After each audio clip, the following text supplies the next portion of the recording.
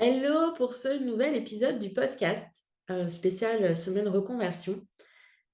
J'ai une invitée un petit peu spéciale aujourd'hui. Pourquoi je dis spéciale? On va vous en reparler pendant l'interview. C'est une personne que j'ai rencontrée dans le cadre du développement de mon entreprise, ma cohérence, puisque j'ai fait le choix, janvier 2023, d'intégrer ce que l'on appelle un mastermind, c'est-à-dire un club d'entrepreneurs. Je vous la fais en version courte, club d'entrepreneurs où on va, entre guillemets, utiliser l'intelligence collective pour avancer. Et Lucille, que vous allez voir aujourd'hui, a intégré ce même mastermind en août ou en septembre. Donc depuis septembre, on s'est vu toutes les semaines et j'ai rencontré une femme que j'adore, qui est d'un courage, je trouve, extraordinaire, d'une énergie, mais qui a un cœur d'or. Je vous en dis pas plus parce que je veux que vous découvriez toutes ces facettes et toute cette belle âme dans l'interview. Mais en tout cas, voilà, c'est vraiment pour moi un coup de cœur sur mon année 2023 que je tenais à vous faire rencontrer, connaître. Parce que vous qui êtes là en cours de processus ou en cours d'interrogation sur la reconversion, que vous vouliez allier de l'entrepreneuriat au salariat, du salariat à l'entrepreneuriat, du salariat au salariat, peu importe, il m'a été difficile de trouver des personnes euh, qui se reconvertissent dans le salariat, puisque forcément, vous n'êtes pas hyper présent sur les réseaux sociaux. Donc, j'ai beaucoup d'entrepreneurs avec moi, hum, mais je pense que les peurs et les inquiétudes sont les mêmes. J'ai envie de dire, peut-être à tort, que l'entrepreneuriat aussi, on n'a pas de filet de sécurité. Euh, on a tout à gérer, de A à Z, de la partie administrative, la compta, en passant par la communication, la vente, la production, enfin on fait tout. Donc il y a peut-être un aspect aussi un peu plus challengeant. Mais quoi qu'il en soit, la reconversion reste un gros challenge, un gros défi, de grosses questions. Euh, Là, on parle de sécurité, on parle d'argent, on parle de confiance, on parle de tellement de choses quand on parle de reconversion. Et là, vous allez entendre Lucille qui va vous partager, elle, son parcours, son switch, sa reconversion et son évolution dans sa reconversion. Donc, bonne écoute et j'espère que cet épisode vous apportera encore de jolies pépites et une impulsion pour que vous puissiez, vous, avancer dans votre reconversion. Comment ça va, Lucille? Eh ben, ça va bien. Merci pour ton invitation. Merci à toi de prendre le temps dans ton agenda surbooké. On va voir ça. On va voir pourquoi tu es surbooké. Mais en tout cas, merci d'accepter cette invitation. Puis, j'ai juste présenté le contexte. D'où est-ce qu'on s'est connus? Ça fait 8 mois, 7-8 mois qu'on se voit toutes les semaines presque, puisqu'on a fait le choix toutes Ouais. les deux d'investir dans ce qu'on appelle un mastermind enfin, pour ne plus être seul dans nos entreprises, ne plus se retrouver seul et être porté par le haut, par les autres. Donc, oui, ça fait 7 mois, je crois qu'on se voit toutes les semaines. Donc, c'est quand même pas mal. C'est plutôt bien, ouais. C'est C'est très plutôt- agréable. Et là, toi, en l'espace de 7 mois, on va y revenir, mais tu nous as quand même un peu switché. Tu n'étais pas venu pour ça, mais tu as quand même eu enfin, c'est un profond changement de statut professionnel quand même en quelques mois. Mais avant qu'on continue, j'aimerais que toi, tu te présentes à ta manière, s'il te plaît, Lucide. Eh ben, c'est parti. Donc, moi, c'est Lucille. J'ai bientôt 34 ans. J'ai deux enfants, Milan et Ali, qui ont été euh, des petites merveilles qui m'ont permis de développer aujourd'hui ma société, puisque de base, j'ai fait des études dans le bâtiment. J'ai travaillé comme conducteur de travaux à Lyon. Euh, voilà, j'aime le sport, les moments entre amis, les moments en famille et aujourd'hui mon nouveau travail. Ton nouveau travail. Et justement, là, tu nous parles, tu dis, j'ai fait des études un peu dans le BTP. Ton parcours pro, en bref, pourquoi tu avais choisi ce secteur-là à la base? Alors c'est assez compliqué. En troisième, quand on m'a dit bah, qu'est-ce que tu veux faire plus tard? Voilà, j'ai 14 ans. Je me dis bah, qu'est-ce que je veux faire plus tard? Bah, j'aimerais travailler dans l'art, j'aimerais travailler dans le graphisme, j'aimerais travailler dans tout ça. Donc, ma maman m'accompagne dans trois écoles qui existent à Lyon. Et bah, j'ai trois fois la même réponse. Votre dossier scolaire n'est pas au niveau, n'est pas assez bon. Donc, bah, pas possible. Donc, je rentre en seconde générale. Ensuite, je redouble, je recommence. Et on m'explique lors de la 2e seconde que ça serait peut-être mieux pour moi que je passe sur quelque chose de plus technique, que le général, c'est peut-être pas fait pour moi. Et du coup, ma maman m'accompagne un peu à rencontrer différentes personnes de son âge pour que je découvre différents métiers et j'entends parler du métier de conducteur de travaux et je me dis: «Ah, ça a l'air pas mal ça» et en parallèle, j'avais très envie de faire, architecte. Donc je me disais, ça peut être 2 possibilités. Architecte, il y a très peu de place, et puis il faut un très bon dossier scolaire. Conducteur de travaux, c'est un autre parcours. Bon, bah, je retiens ces 2 choix. Donc je finalise, mon bac. J'étais quand même en technique, j'étais en STI génie civil, déjà. Je passe, le concours, pour entrer en architecture, que je loupe à 8 places, et du coup, bah, je décide de continuer en études et économie de la construction. Donc c'est plutôt, la partie, bureau, là où on fait les chiffrages, les modes opératoires pour les chantiers. Je fais 2 ans d'études, je suis toujours pas très, très, très bonne à l'école. J'accroche pas. J'obtiens mon BTS et du coup, là, je décide de partir travailler puisque, bon, ça a été quand même, long et Difficile. contraignant ces études. Donc voilà, je démarre, dans un bureau d'études. Je fais, 9 mois et au bout de 9 mois, je dis: «Mais je vais jamais rester derrière un PC à faire ça, c'est pas possible». Donc je décide de chercher un nouveau boulot et je tombe sur une entreprise qui cherche un chargé d'affaires. Donc c'est un conducteur de travaux qui gère à la fois la partie commerciale et à la fois, la partie, travaux et donc je tombe dans ce milieu-là et j'y reste pendant 11 ans. Ouais. Tu te rends compte alors que enfin, on repense à l'art, ça a été, mais ce que je trouve ce que ta maman a fait, c'est super bien de te faire rencontrer des personnes de différentes, secteurs d'activité pour, t'aider à voir ce qui te plaisait, quoi. Je trouve que c'est génial ce qu'elle a fait ta maman, franchement. Oui, bah, en fait, j'étais tellement perdue, pour moi, au collège, on parlait juste de secrétariat, mécanique, Coiffeur. ou ouais, ça, c'est pour, entre guillemets, «les mauvais élèves». On leur donne un peu des métiers. Pour les autres, on leur parle pas tellement de métiers parce que de toute manière, ils seront bons à l'école, ils iront jusqu'en terminale, ils iront à la fac ou en école sup. Et quand tu es dans cet entre-deux de je suis pas ultra mauvais, donc j'avais quand même des parents à cette époque-là qui, ne voulaient pas que je fasse des études très courtes, c'est-à-dire CAP, BEP. Heureusement, ils se sont, ravisés, sur ce sujet pour mon frère, qui avait le même parcours que moi et qui a bien évolué, beaucoup plus que moi en tout cas, au démarrage de sa carrière. Mais voilà, moi, il fallait que j'aille passer un bac et du coup, ben, quand tu passes un bac et que tu aimes pas tellement l'école, c'est compliqué. C'est compliqué. Mais bon, en tout cas, moi, je trouve que c'était bien que tu aies ce panel de choix-là. Tu as su, parce que moi, je me vois même déjà à 16 ans. Moi, j'étais plutôt du style, je m'en sortais bien à l'école, mais quand on m'a demandé à 16 ans ce que je voulais faire de ma vie, c'est mes parents qui ont fait le choix pour moi, tu vois, parce que je n'en savais strictement rien. Mais toi, tu as travaillé 11 ans là-dedans.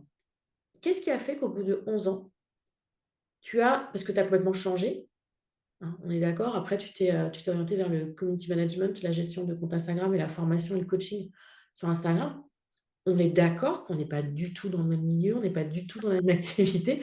Donc, qu'est-ce qui t'a motivé à faire ce switch? Je crois que quand j'ai pris le bâtiment, j'aimais énormément le bâtiment, mais certaines parties.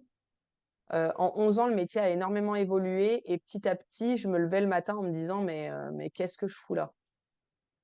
Donc à chaque fois, je rejetais la faute sur, mon patron, sur, mon l'équipe, et comme je suis de nature très fonceuse, bah, à chaque fois que quelque chose m'embêtait, me contrariait, bah, je démissionnais et je trouvais un autre boulot. Donc pendant 11 ans, j'ai fait le même métier, mais dans plein de boîtes, en me disant, bah, très clairement, c'est pas moi le problème. Le problème vient de ma hiérarchie, de l'entreprise, des valeurs, des machins, mais c'est pas moi. Et quand, je suis tombée enceinte de mon fils, il y a déjà eu un énorme, changement dans ma tête, parce que je commençais à 6 heures du matin et donc j'ai eu mon fils, enfin j'avais pas encore mon fils, j'étais enceinte et je cherchais des nounous, je les appelais: «Est-ce que vous pourriez le prendre à 5h45 ? prenais beaucoup de refus jusqu'au jour où je trouve une nounou qui me dit oui. On signe chez elle, je reprends le travail et là, je me dis: «Mais, qu'est-ce que j'ai fait?» Enfin, j'ai pas fait un enfant pour pas le voir. Je le voyais pas le matin, je le voyais pas le soir. Donc déjà, là, il y a eu un gros, gros changement dans ma tête.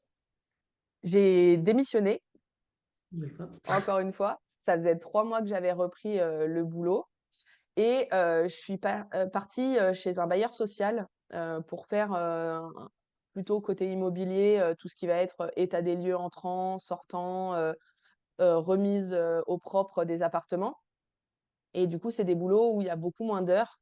Ça me permettait d'être présent pour mon fils. Entre-temps, j'ai été, comment on dit? Débauchée par une structure, qui me proposait, le boulot de rêve, 35 heures, très bon métier, enfin très bon salaire, plein d'avantages. Donc je suis repartie dans ce que je faisais avant et je suis tombée enceinte de ma fille et au moment où j'aurais dû retourner, au boulot, bah, ça s'est pas passé comme prévu puisque ma fille est atteinte de la mucoviscidose et du coup, on l'a appris pendant, la fin de mon congé maternité. J'ai dû trouver une nouvelle nounou, j'ai dû, ben, mettre en place les soins et toute, l'adaptation médicale qu'il faut, et à ce moment-là, pour moi, je ne voyais pas le problème. J'allais continuer mon boulot, j'avais déjà prévenu mes patrons que je reprendrais à temps partiel.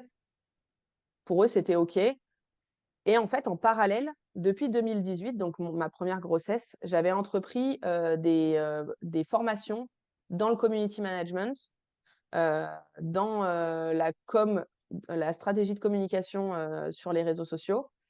Vraiment, ça me passionnait et je l'ai fait à la base pour de la passion, pour, m'occuper, voilà et en fait, quand j'ai dû reprendre à temps partiel, je me suis dit: «Ben, je vais monter ma boîte». Mon chéri montait sa boîte à ce moment-là. Je vais monter ma micro-entreprise et quand je suis à la maison, ben, je peux faire, la com de mon chéri, je peux faire la com, j'avais des potes qui en avaient besoin aussi, ce qui me permettait de me faire un petit complément de salaire. C'est à la base, le projet est né comme ça. Ce Mmh. n'était pas un boulot à temps plein. Je n'avais pas l'intention de quitter le bâtiment. Je faisais un peu de colla je j'étais influenceuse, donc je faisais un peu de collaboration, rémunérée, donc il me fallait aussi un système de rémunération. Donc c'était vraiment du complément de salaire. Jusqu'au jour où mes patrons, sont tombés sur l'information sur société.com disant que j'avais ma boîte, et du coup, ils m'ont dit: «Bah, écoute, Lucile, le contrat à temps partiel, c'est pas l'idéal. On voit bien que tu as envie de t'épanouir dans autre chose, donc on te propose une rupture conventionnelle». Bon là, coup de bambou parce que je prévois pas du tout de changer de métier. Financièrement, je me dis: «Mais qu'est-ce que ça va être? Je vais me retrouver à la rue avec 2 gamins, une maison et pas de clients». Donc j'ai mis, 3-4 mois à accepter la rupture conventionnelle et à me dire: «Ben, c'est ma chance» Mmh. et en janvier 2021, non 2022 pardon, je me suis dit: «Bah, allez maintenant, je saute le pas, je suis prête et je deviens officiellement community manager». Et c'est quoi là, tu dis les 3-4 mois, c'est quoi les questions que tu t'es posées pendant ces 3-4 mois-là? Alors, je sais pas si je me suis posé des questions, j'ai plus eu l'impression de combattre la peur et de me demander ce qui me faisait peur. Donc dans un premier temps, ce qui me faisait peur, c'est d'être à mon compte sur quelque chose que j'avais pas prévu. Mon chéri, il venait de se lancer quelques mois avant. Il avait prévu, il avait fait un business model, il avait fait une étude de marché vraiment complète. Voilà, il était allé voir des banques, enfin, c'était une vraie création de société. Moi, c'était je m'éclate, je fais un peu de sous, pour mettre du beurre dans les épinards et puis c'est tout. Donc je me suis retrouvée, bah, projetée à me dire: «Bah, en fait, je vais commencer, à l'arrache, j'y arriverai jamais». L'autre peur, c'était de me dire: «Ben, mon conjoint est déjà à son compte. On va se retrouver 2 à notre compte avec des enfants en bas âge» et puis toutes les petites voix qui te disent: «Mais tu es malade, qu'est-ce que tu fais? Tu as un très bon salaire, un très bon métier, lâche pas tout». Donc c'était plus faire le tri de toutes ces peurs et en fait les classer une par une et me dire: «Bon, on est 2 à se lancer, OK, grâce à la rupture conventionnelle, en France, on a le droit à France Travail et ça va me permettre, de commencer mon activité sans avoir la pression financière. La deuxième peur, c'était, toutes les petites voix et tout. Donc, très rapidement, j'ai dit aux gens, «On on se tait, on ne dit plus rien et vous allez me laisser faire et au pire, dans 24 mois», parce que moi, j'avais 24 mois à l'époque, pour, France Travail, je crois que maintenant c'est 18 mois. Mais j'ai dit: «Au pire, j'irai à Leclerc Drive, ou à McDo, j'en sais rien, j'irai quelque part». Tout le monde il y a des petits boulots comme ça où ça embauche. Et puis après l'autre peur, c'était, c'est vrai qu'on avait 2 très bons salaires à l'époque et en fait, la peur de manquer et de devoir réduire, drastiquement notre train de vie. Donc là, c'était plus des concessions à faire que vraiment quelque chose qui était effrayant. Mais voilà, j'ai traité ces petites choses point par point jusqu'à me dire, «De toute façon, c'est ma chance, c'est maintenant». C'est ça, tu as été un peu poussé, quoi. T'es pas voulu, mais poussé. Et j'aime bien la comparaison que tu fais avec ton homme qui, lui, c'était bien prêt, tu vois, ça fait des mois. C'était comme quand on devient maman, toi, c'est pas j'accouche demain. J'ai Ouais. 6 mois pour m'y préparer. Et là, c'est la même chose quand tu crées ton entreprise. Là, tu l'as créé comme ça, comme je l'ai fait moi, en passe-temps. Et d'un coup, d'un seul, on dit, on te propulse devant la scène. Allez, maintenant, c'est toi qui go. Attends, mais non, c'était pas prévu. Enfin, je sais pas, ça marche comment? Qu'est-ce que je fais? Par quoi je commence? Et je comprends tout à fait toutes ces peurs et toutes ces questions.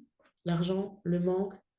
Et au niveau de ton image, au niveau de la perception que les gens avaient de toi, comment tu l'as vécu ça? Parce que tu passes de personne qui a un statut, qui est employée, qui gagne bien sa vie, à je suis auto-entrepreneuse, mais je sais pas où je vais.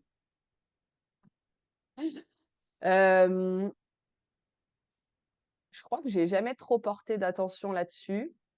Après, je dirais que c'est dans les moments de doute, parce que je crois que quand on est à son compte, il y a toujours des moments de doute où certaines petites phrases me faisaient, mal. Par exemple, je me rappelle une fois, un voisin qui me dit, «Ouh là, mais tu descendu, en grade, dis donc», parce qu'en fait, depuis 12 ans, j'avais une voiture de fonction. J'avais jamais acheté de voiture. Donc quand je me suis retrouvée à mon compte, ça, c'était une autre peur aussi. On fait comment? Et je me suis retrouvée à acheter une petite Twingo parce que j'aime pas trop conduire et à Lyon pour se garer, c'est un peu l'enfer.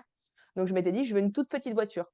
Mais pour la tête dans la tête des gens, j'étais passée d'une grosse voiture, neuve parce que quand tu as une voiture de fonction, c'est du leasing, à, une Twingo qui est même pas de la dernière génération. Donc la nana, elle a upgradé, mais dans le négatif, quoi. Et ça t'a fait mal du coup, un petit peu. Donc voilà, c'était plus des petites réflexions, où, certaines personnes me disaient: «Et tu feras quoi après?» «Après quoi?» Pourquoi? Et puis après j'ai su, par des gens que, dans mon dos, ça disait, «Ouais, enfin, on n'y a jamais trop cru, Lucille, c'est un passe-temps, elle retournera dans le bâtiment», voilà.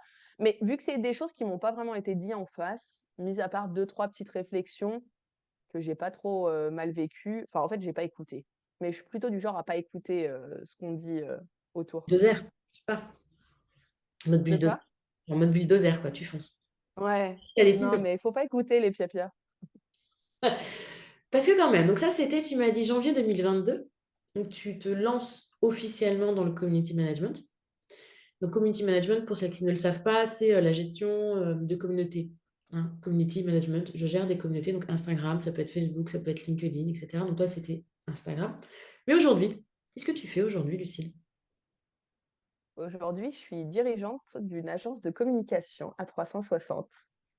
Voilà. Donc, j'accompagne les entreprises, dans la création et de la mise en place de tous leurs outils de communication, site internet, réseaux sociaux, support papier, grand format et autres, prestations.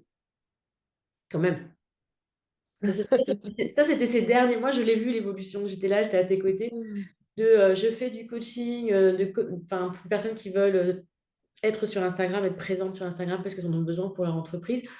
Je vends des prestations, donc je vends mes prestations de community manager. À aujourd'hui, je suis responsable d'agence. Je vends des prestations, mais ce n'est plus que moi qui les gère. Je manage une équipe et je suis chef d'entreprise. Comment ça va? Ça va, ça a été, tu l'as vu, tout au long de l'évolution. J'ai eu ce gros, j'ai une petite graine qui a commencé à germer, en septembre. Encore Mmh. une fois, j'ai été poussée. Moi, je suis souvent poussée, je sais pas si c'est trop mes choix, mais en gros, en octobre, j'ai un client qui m'a dit: «Bon Lucile, on a pris une grosse décision avec le CODIR. Soit tu nous gères toute notre com, soit à partir de janvier 2024, on passera par quelqu'un d'autre». Et c'était mon premier client. C'est, une entreprise dans laquelle j'ai bossé. Je connais tout le monde là-bas et je me suis dit: «Mais c'est pas possible, ils peuvent pas travailler avec quelqu'un d'autre», et puis moi, j'avais déjà un peu ce projet d'évolution et j'ai dit: «Bah, c'est maintenant, en fait. Il faut que je me lance maintenant, sinon je vais perdre ce client» et en plus, c'est quelque chose qui, me fait vibrer. J'ai toujours envie de voir plus gros, plus grand, donc c'est le bon moment, je me lance. Donc voilà, ça a été un peu, je me jette dans le bain. Ça a été très dur d'un point de vue administratif. Je pense que je me suis pas très bien entourée. Non, 5 mois après, je peux le dire, je me suis mal entourée. C'était Je pense qu'il ne faut pas, prendre au moins cher, très clairement. Il faut bien se renseigner, il faut pas hésiter à déléguer, à s'entourer, d'avocats, ou de juristes, d'un très bon expert comptable. Voilà, donc c'est vrai que ça a été dur pour moi parce que j'ai dû me mettre dans des tâches administratives, et dans des missions qui ne sont clairement pas les miennes, où je suis pas du tout experte dedans et j'ai dû apprendre, en plus de devoir gérer, mes clients de community management que je n'ai pas bien sûr, laissé tomber, plus, ben, un démarrage un peu fou de cette agence avec, 4 sites internet, dès le premier mois. du recrutement. Heu, Tu as dû recruter aussi le des recrutement, j'ai dû recruter. Aujourd'hui, on est une équipe de 8. Il y a encore du monde qui va arriver. Donc ça faisait beaucoup de choses entre production que je devais continuer à gérer avant de pouvoir déléguer, création et développement. Voilà, c'était intense et c'était puis dingue.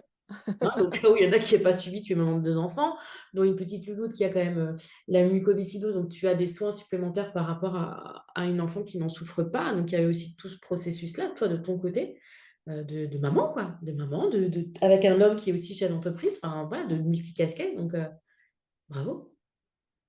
Merci, ça fait du bien. Ça fait du bien, hein. Et qu'est-ce qui t'a Ouais. si on reprend, on va dire, le premier palier, du BTP à, je deviens, vraiment community manager, qu'est-ce qui t'a été le plus utile à ce moment-là?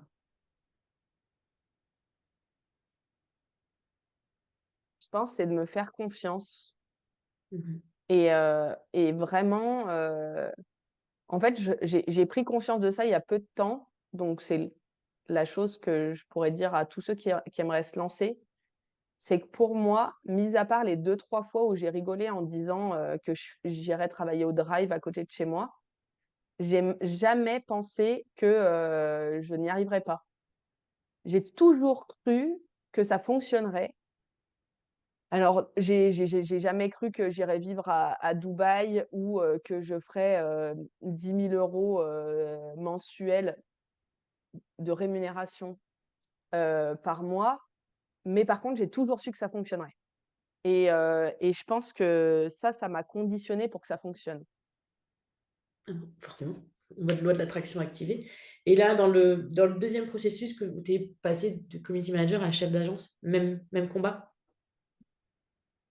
Même combat, mais là, il y avait une petite voix en plus, c'est celle de mon papa qui a été chef d'entreprise pendant 23 ans, qui m'avait dit: «Tu sais Lucile, la micro-entreprise, c'est bien, mais c'est qu'une étape. C'est une étape pour tester ton projet, c'est une étape pour mettre un pied à l'étrier, mais après il faut que tu ailles plus loin parce que après il y a tout un tas de choses. Il y a ta retraite, il y a la construction de la stabilité financière de ta famille, tout ça» et il m'avait dit: «Voilà, teste ton projet, vois comment ça fonctionne, vois comment ça se développe et après, vois plus grand» et lui, il regrettait un petit peu d'être resté, entre guillemets «baby entrepreneur». Attention, il a été à son compte quand même pendant 23 ans, mais il a jamais cherché la croissance ou quoi et c'était un peu le regret qu'il avait et donc dans ma tête, c'était de me dire: «Écoute ton papa, heu, tes micros, ça fonctionne, les gens croient en toi, les gens te font confiance, les gens sont contents, maintenant va plus loin» et c'est ce qui m'a aidée, en plus de me dire que j'allais pas échouer, de me dire: «Allez, maintenant on passe à l'étape d'après». OK. Et dans tout ça, tes plus gros défis, ça a été quoi? Le syndrome de l'imposteur et chose que j'ai appris avec Audrey aussi, le manque d'estime de moi. Heu, Ça a été très en fait, j'ai été mon plus gros ennemi, très clairement. J'ai été la personne la moins bienveillante envers moi-même. Heu, j'ai été vraiment très dure et je pense que c'est ce qui a été difficile parce que dans les moments où c'était compliqué, j'aurais dû être, bienveillante avec moi-même. J'aurais dû me soutenir, pour que ça soit moins difficile et non, moi j'ai préféré, Je me te flageller: «Tu as raison, tu es nul, tu es machin». Voilà, ça a été le plus gros défi, c'est de combattre ce syndrome de l'imposteur. combattre toi-même quoi, en quelque sorte. De quoi? Combattre toi-même, en fait. Ouais, Je veux dire que c'est je ça. tu as dû lutter contre toi. Et là, si on pour finir, qu'est-ce que tu aimerais dire à celles qui nous écoutent, qui veulent, soit se reconvertir dans l'entrepreneuriat ou, juste changer de job et être dans un autre monde du salariat, qu'est-ce que tu leur dirais?